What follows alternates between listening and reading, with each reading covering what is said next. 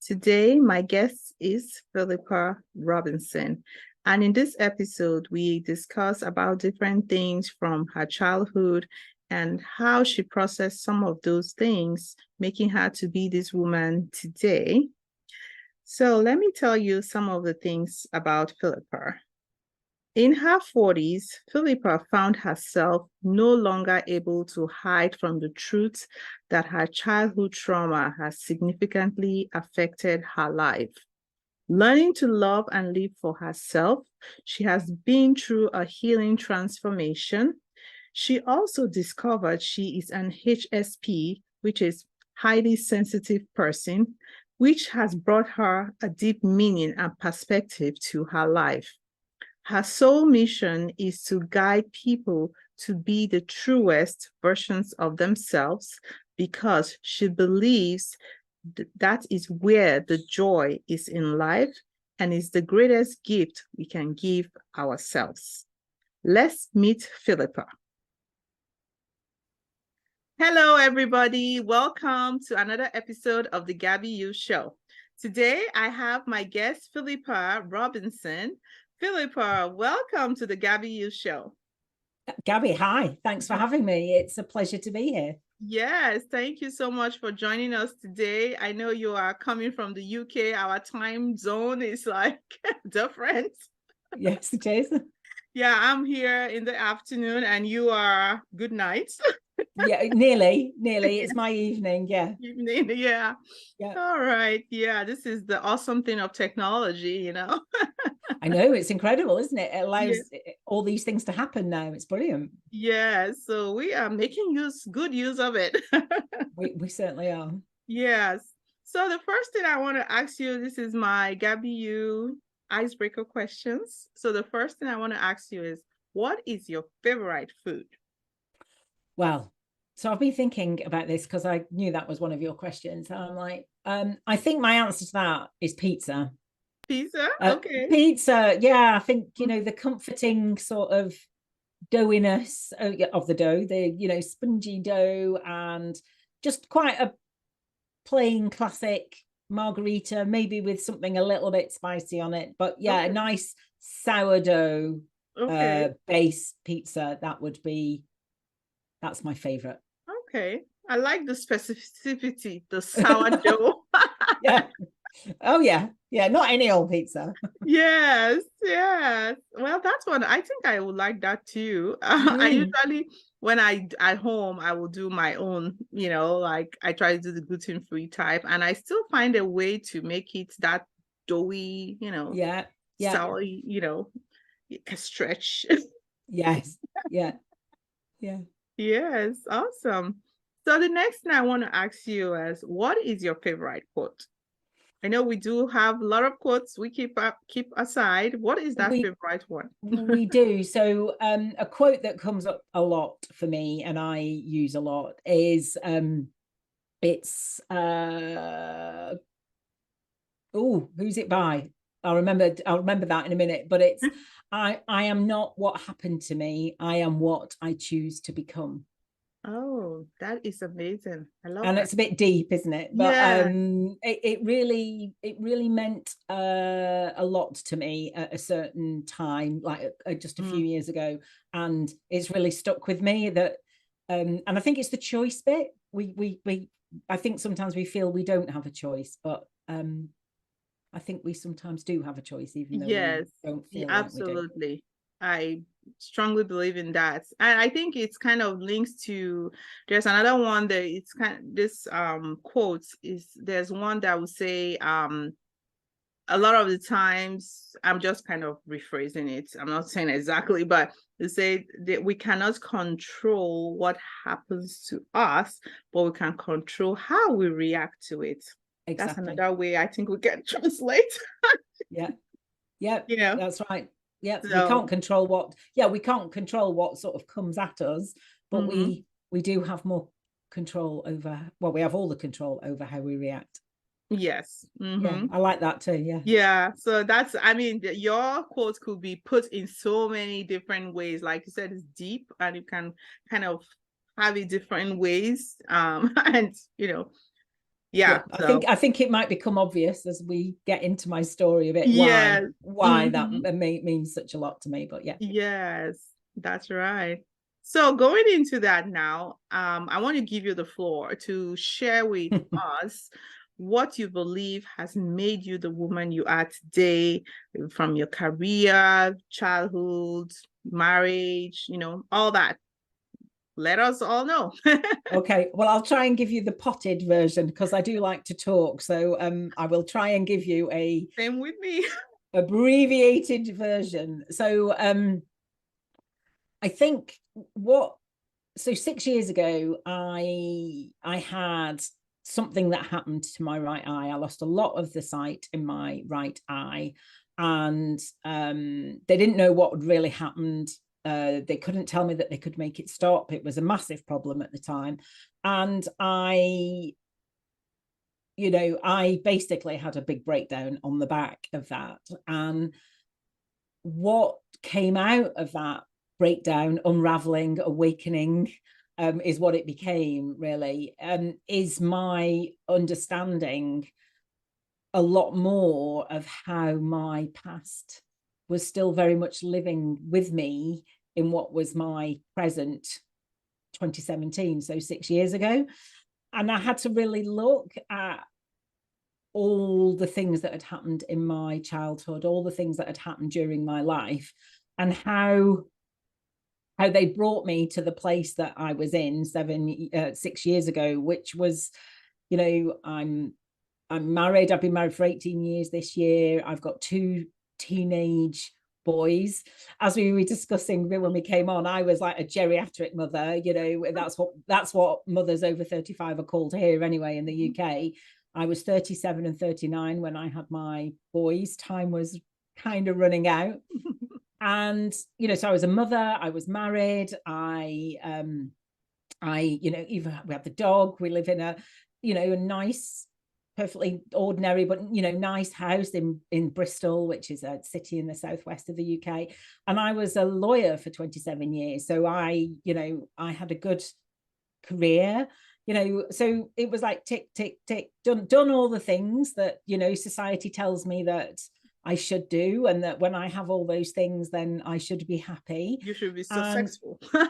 Yeah, on the face of it, I looked successful. And somebody did say to me actually, a couple of years later, gosh, looking back, I just thought you had everything. When you got the dog, that was like the icing on the cake. And I was like, yeah, well, it's funny how things can appear. But really inside, I was utterly miserable. And then adding the guilt of feeling miserable, onto like, I should be happy, shouldn't I? Why am I not happy? What's wrong with me for not being happy with this? And I was noticing that I was becoming, for about 3 years or so before the thing happened with my eye, I realized I was getting more and more angry. I'd just have massive outbursts of totally inappropriate, something little would happen and I'd just really fly off the handle. And I know we all do that sometimes when we're overwhelmed and there's a lot going on, but I mean big time. And there were a few occasions where I sort of had a bit of an out of body experience, because I could almost feel like I was standing at the side of me watching me be so vile and thinking, what are you doing? Where is this coming from? And when that eye thing was going on, they couldn't, after one really frustrating clinic visit where they still couldn't tell me what was going to happen and what treatment there was going to be, was there any treatment. I came home and I was so frustrated, and I just said to my husband that I was so awful to live with. I knew I was being awful to live with. I didn't want to end up screwing my kids up, basically. I was doing everything I could to try and give them a different life than I'd had. And I just said to him, I'm going to have to go to therapy. It felt like I had nothing else to lose then. And I think, knowing that that's the way I was thinking, that I had nothing else to lose, I think I knew the enormity of what I was doing. Opening that box, opening the lid of that box was going to be hard. But for me, I'd had to get to that down on my knees place to go, okay, well, let's do it. So I found a therapist and off I went to therapy. And I worked through a lot of my childhood trauma. So I grew up with an alcoholic mother. And, you know, with an alcoholic parent comes a lot of chaos, a lot of unpredictability. Everything is about them. It's all about, are they having a good day? Well, then we can maybe have a good day. Are they having a bad day? It's going to be a really bad day. And I began to realize how living with all that chaos had me basically in a permanent trauma response. And I was, you know, I was just full of cortisol and adrenaline and on the edge of fight or flight or freeze the entire time. I also realized how much I had built my self-worth on being useful and doing things. So people pleasing, basically, in a bid to get some love and attention. Because also what had happened is my dad had left when I was 6 and my mum remarried and went on to have more children. And I just never felt safe. I never felt, did I feel unwanted? I'm not sure that's quite right, but I never felt wanted. I didn't necessarily feel unwanted, but I didn't feel wanted. So I felt my position was really precarious. So I thought, well, if I'm, you know, useful and do things and look after the little kids and go to school, but then come home and look after them and do tea and, you know, just do all the things that, frankly, a 10-year-old shouldn't really be doing. Then maybe I'd be allowed to stay. And I don't know where I thought they were going to send me, but I definitely felt like, you know, I might not be able to stay. So I needed to earn my place. And unraveling all that was really tough because I had to feel all the feelings from that time that I had never allowed myself to feel before.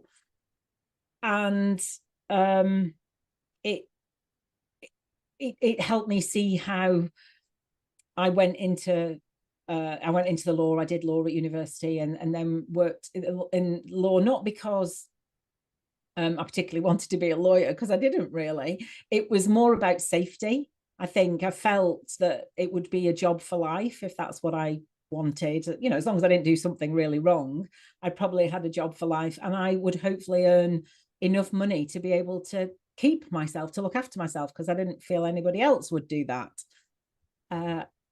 And so began that treadmill of you know, working really hard and partying hard at the weekends, I suppose.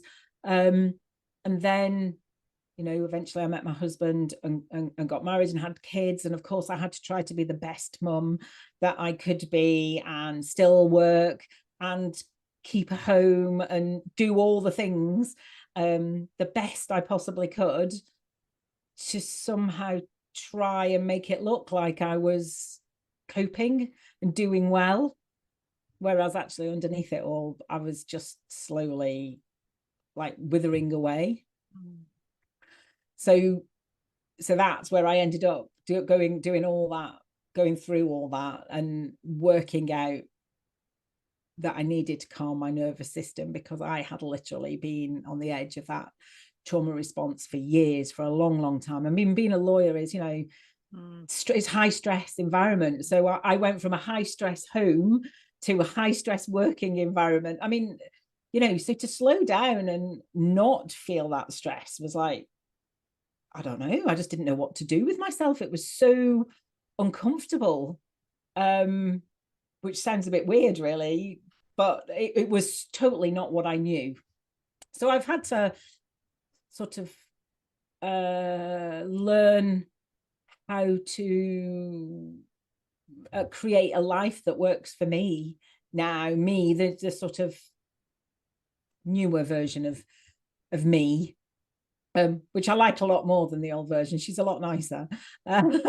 And it's also given me a perspective on the past and why things happened the way they did, and maybe be able to feel a bit more compassion for my dad who left, and my mum. Neither of them are alive anymore. And yeah, so that's kind of shaped who I am, because also not only have I have gone through all that, and I have come out the other side. And I certainly don't believe in the what doesn't break you makes you stronger. I mean, it broke me, but also I am here now, and I feel that gives me quite a I say to people that I'm not totally unshockable, but I'm quite hard to shock, I think, because I've lived a lot of life. I'm 54 now. I've lived a lot of life. I've seen a lot of stuff, and I'm just enjoying basking in being an older woman in her 50s who I don't know, has seen a lot, I think. So now this is not just a regular 50 ladies in her 50s, because hearing your story of what you are and what you have reinvented. I would say you reinvented yourself. You would have been, now you are more a happier 50-year a woman in her 50s, not the angry one, because you could have just keep going with this adrenaline, cortisol, high stress. You could have kept going, and I could, and it was hard to. So I left my legal career finally in 2020. Although I have gone back lately just a little bit, which is another, like, a different. It's interesting because I'm seeing whether I can do it and be different. But I left the job that I was in 2020 because after I'd had 3 years of therapy, I was definitely changed, and I just couldn't go back I couldn't stay in that job, and I thought I was done with the law forever, and I hadn't appreciated until I left how much my identity had been tied up in my work. Yes. And so not only was I feeling very different about the past, my childhood, my place in the world now, the one thing that I had clung to really was my career, because that gave me some identity. I took that away as well. It's like I ripped every single blooming sticking plaster off that I could find.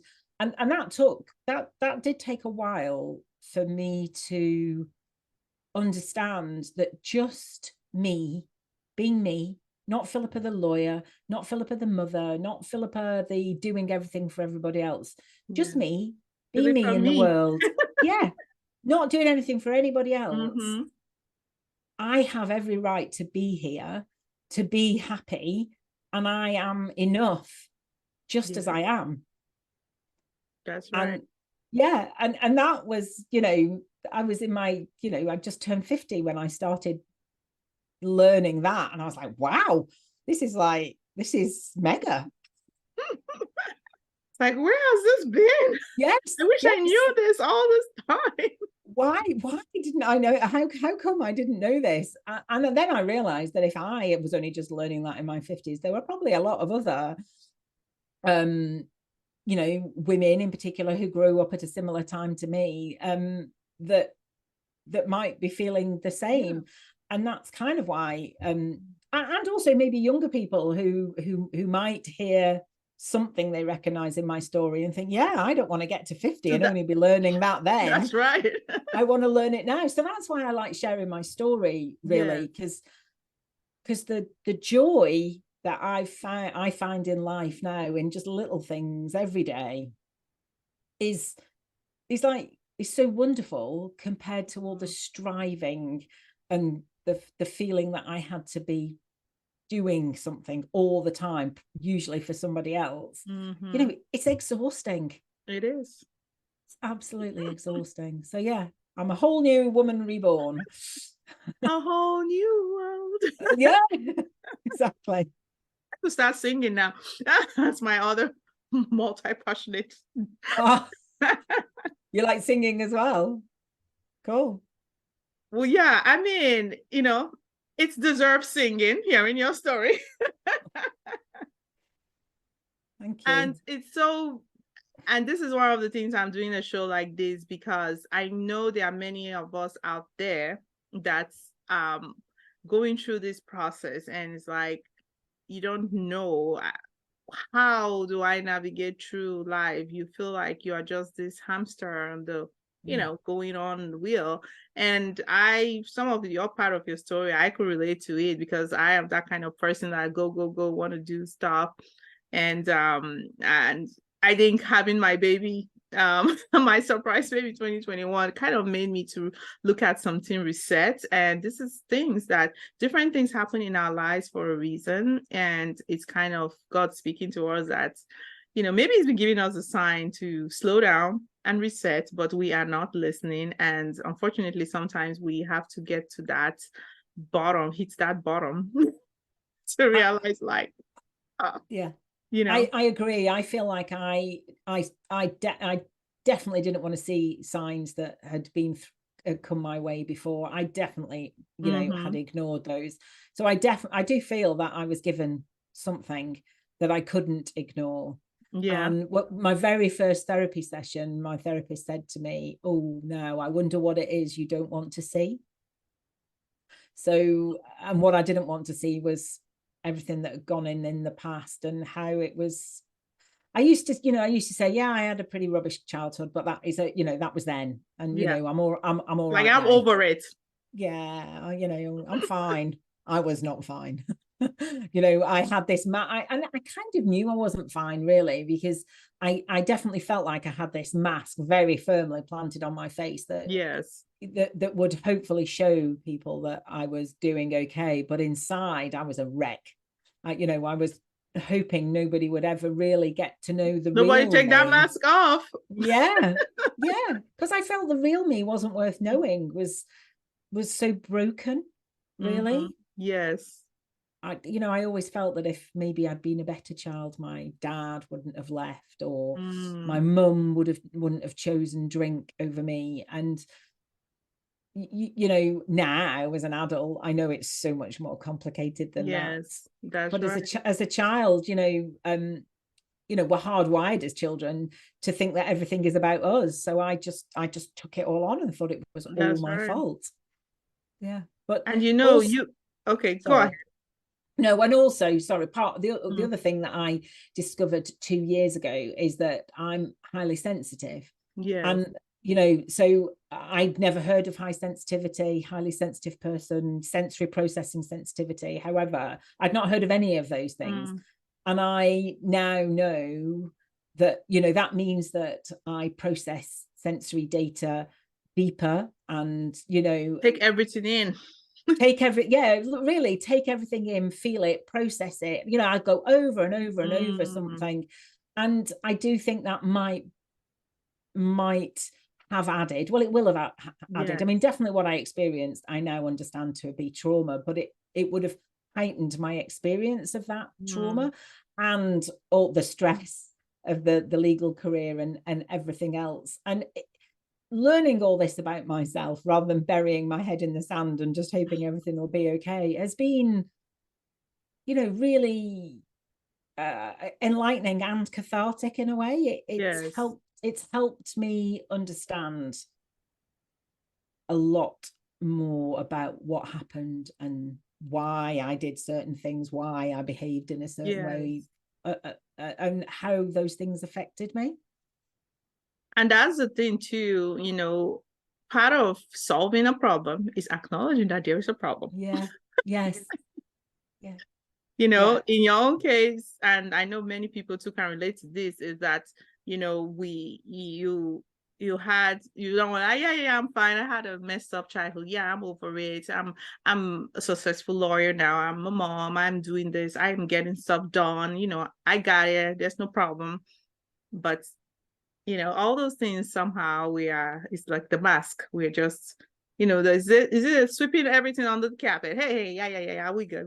Let's just keep going. We're fine. Everything's fine.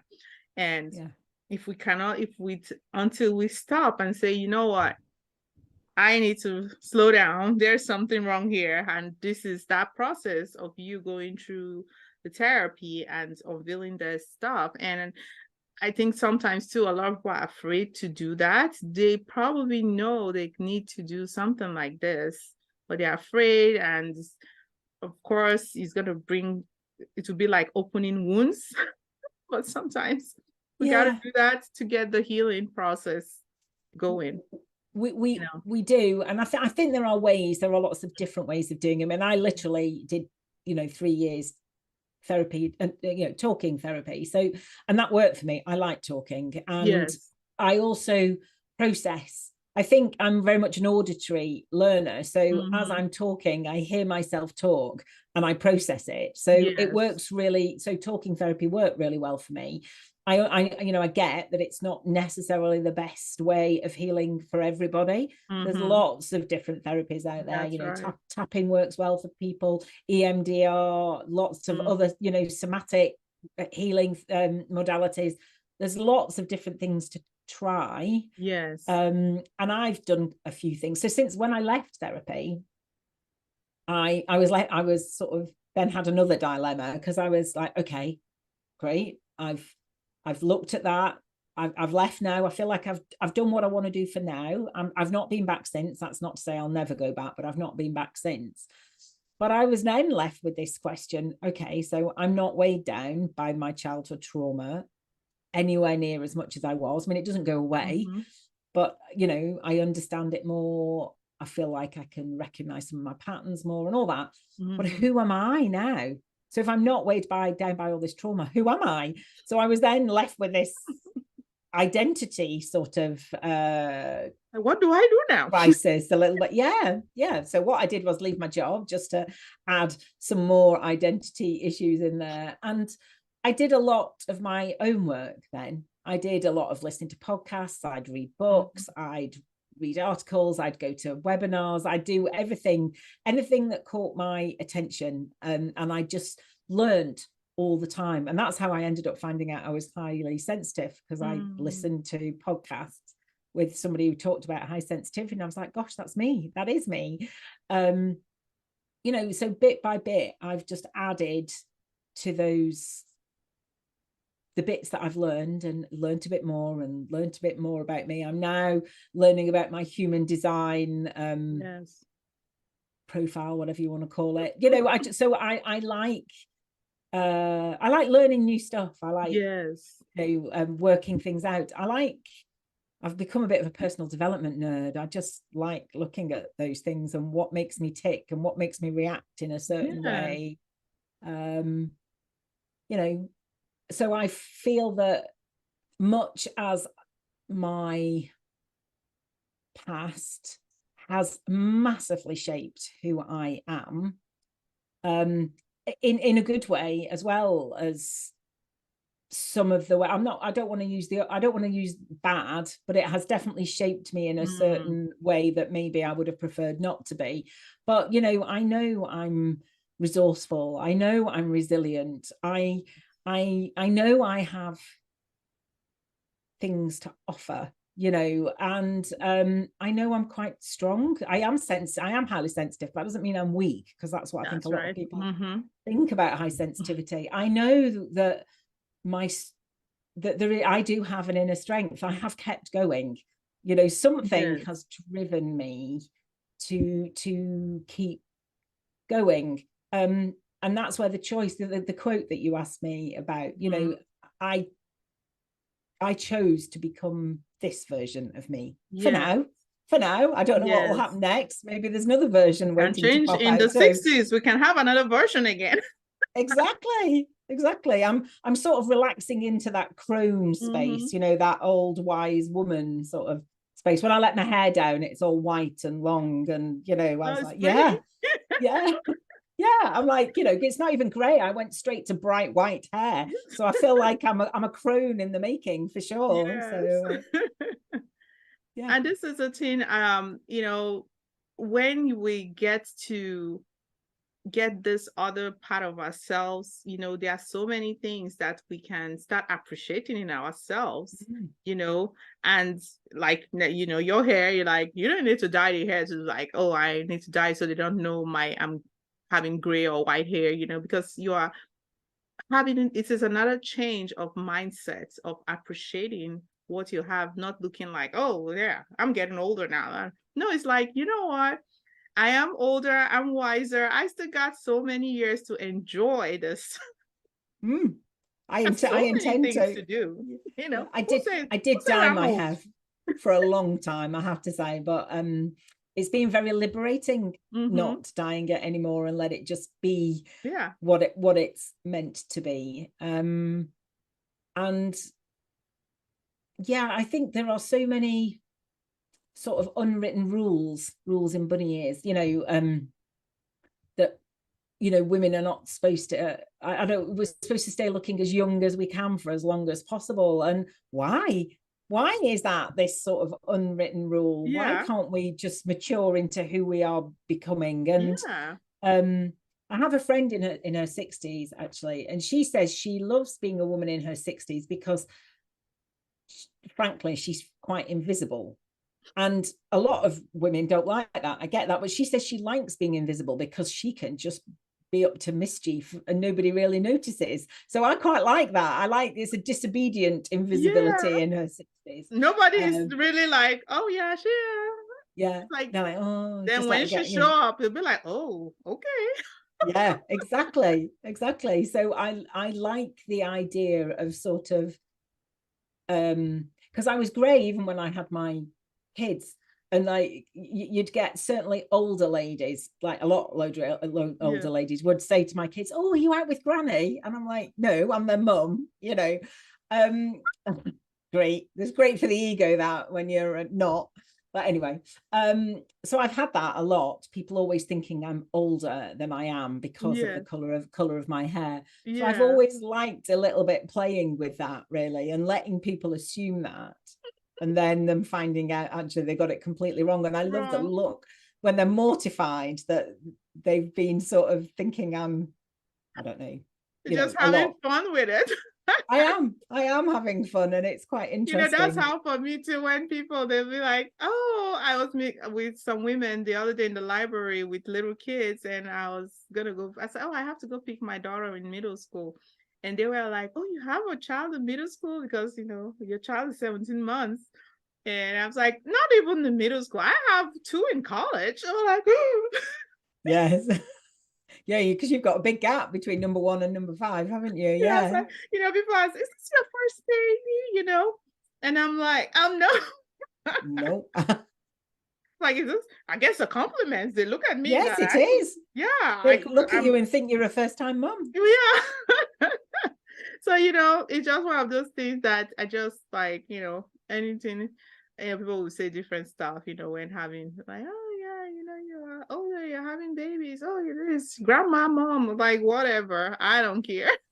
I just think all these sort of unwritten rules and ways that we're supposed to be are kind of nonsense, really, in this day and age. And I would just love it if we could all feel able to just be our own unique self, and we're accepted and celebrated for being that, really. And it's a little bit pie in the sky because that doesn't really happen, does it? But I would love that, and I would certainly love that for my children, to feel more free to just carve their own path and do what and not comparing with each other.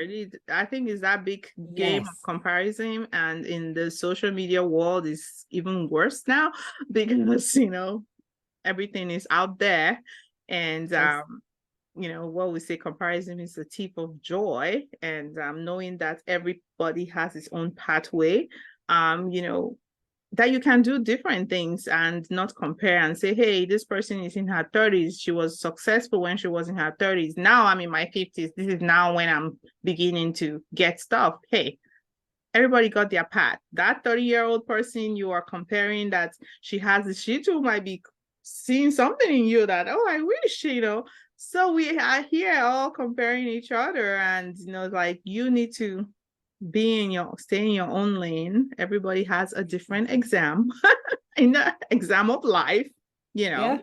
and walk with your own uniqueness. Yeah, absolutely. I love that. Absolutely. And I feel that I wasn't I mean, I often say I wish I'd done all this work earlier, but I don't think I was ready. I do believe it kind of came my way when I was ready for it. And that's the path that was meant for me. So I just have to make the most of this bit now. Yes. And that's fully my intention. Yes, that's right. And just, it's not, I mean, I know sometimes there are some things in the past that are pretty good. They'd be like, oh, I wish I was like, I'm like, what, that has happened. It's gone. We can't take that back again. Let's just move forward. I mean, we learn, of course, from the past, but not to just keep dwelling on that. Oh, I would have gone out. That train. Let's go further. Let's just move on. Yes. Yeah. This is where we are. So what can we do now from here? Moving from here. Yeah, that's right. Yeah. So what would you say you are most proud as a woman today? Well, I suppose I would say I'm most proud of, you see there, the little voice in my head is like, oh, you can't make it about you. I am most proud of having got to where I am now. And been through what I've been through in the last 6 years and being here now.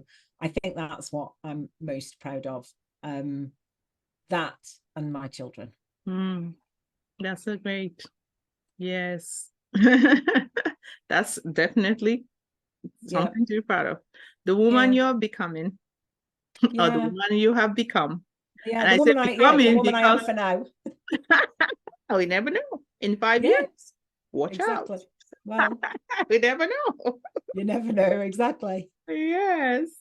So before we round up this podcast today, what are some encouraging words you just want to, put in that little package, a little bow on it, and want to give to our listeners today? What I usually like to say when I'm asked that question, because it really, it's really close to my heart, is that it's just never too late. I hope I'm a good example of how, you can open that box and look at what has gone on in the past and work through it and then thrive afterwards in your 50s, in your 60s, in your 70s, however old you are, when that time when that opportunity presents itself, please really think about it, because there is so much joy and freedom and liberation from not carrying all that weight of the past. And frankly, I think we deserve to live with as much freedom as we can find. We're not here to we're not put on this earth to live, to be drowning in misery from the past. We are here to live a joyful life, or as joyful a life as we can. So so it's never too, you're never too old, and it's never too late. That's good. That's great. I hope you guys are writing this stuff down.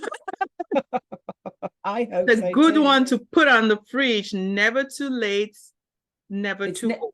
It's never too late, and you're never too never old. Too old. Yes. Whichever way around. Yeah, I love that. Awesome. So how can people connect with you? Are there any projects you're working on or anything, just kind of share with us?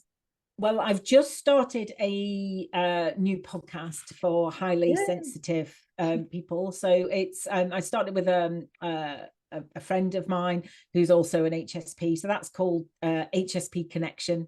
So you can find that podcast anywhere you usually find your podcasts. So if any people are highly sensitive who are listening and would like to come over and have a listen, that would be great. Please come and find us. And all the contact details are in the show notes. So please say hi. And you heard me here on Gaby's show. And if anybody wants to know anything else about me, I have a website, which is safeandsupported.co.uk, where you'll find out about my podcast. I also wrote a book. I wrote my story, so I published that on Amazon 2 years ago. And yeah, I'm a coach as well. So if anybody wants to come and find me, that's where you can find me. Okay, great. So all this I'll be putting in the description area for you guys to check it out. If you're watching on YouTube, of course, you see it there, and Spotify, Apple, and all the amazing place we can find the podcasts. You'll see all that in the description area. Check it out, connect with her. These are great resources that you can, use. And of course, Philippa can help you through if you want to coach with her too. Yes. Well, thank you so much for coming today. I really appreciate your time. Thank you for having me. I've really enjoyed this conversation. Thanks. Yes. Awesome.